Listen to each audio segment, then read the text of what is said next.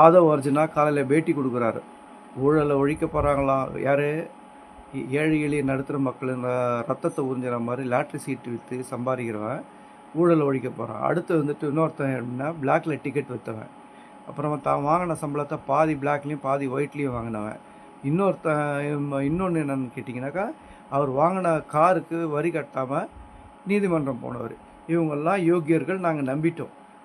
இவங்க என்னன்னாக்கா, நீட் தேர்வு அதில் பாதிக்கப்பட்ட அந்த பிள்ளைகளை பற்றி ஏதாவது அட்ரஸ் பண்ணாங்களா, அவங்களுக்கு ஆறுதல் சொன்னாங்களா? சொல்ல மாட்டாங்க. ஏன்னா நீட்னாக்கா ஒன்றிய அரசு தலையில் கொட்டு வைக்கிற நீட்.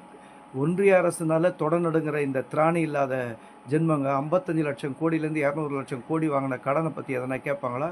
ஒவ்வொரு தலையில் எவ்வளோ இருக்குன்றது சொல்ல முடியுமா? உங்களுக்கு தில் இருக்குதா? அது கிடையாது. அடுத்து என்னென்னு கேட்டிங்கன்னா, தூய்மை பணியாளர்கள் பிரச்சனையில் வந்துட்டு தேர்தலுக்கு முன்னாடி என்னென்ன நிலைப்பாடு எடுத்தாங்க? உடனே வீரா ஆவேசமாக பேசினாங்க. இப்போது எல்லாம் தனியார் மயமாக்கப்படுறது. இதெல்லாமே வந்து பிஜேபியோட ஸ்ட்ராட்டஜி. இப்போ இவர் எடுத்துக்கோங்க, 25 வருஷமாக நம்ம நிர்மல்குமார் ஆடத் தெரியாதவனுக்கு கூடம் பத்தாதுன்ற மாதிரி, உனக்கு ஆளுமை திறன் இல்லைனாக்கா வந்துட்டு எல்லாத்தையும் 25 வருஷமாக எல்லாத்தையும் வந்துட்டு சரித்து வச்சுட்டாங்களா? என்ன சரித்து வச்சுட்டாங்க? 25 வருஷத்துக்கு முன்னாடி நீ எங்கே இருந்த? நீயோ, அதாவது எப்படின்னா, அதிமுகலேருந்து வராமல் உன்னோட நடிகன் விஜய்க்கு வந்த கூட்டம் ஏதாவது 25 வருஷமாக எந்த பிரச்சனைக்காவது நீங்கள் பிரச்சனைக்கு களமாடி இருக்கீங்களா?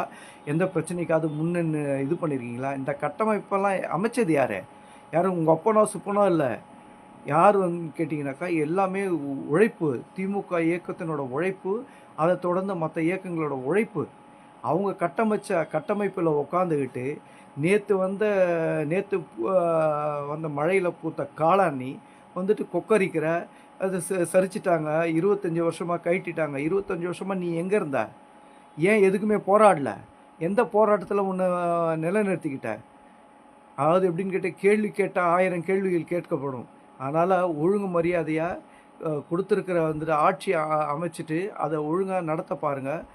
எதிர்கட்சியை குறை சொல்லியே காலம் தள்ளாதீங்க. நன்றி, வணக்கம்.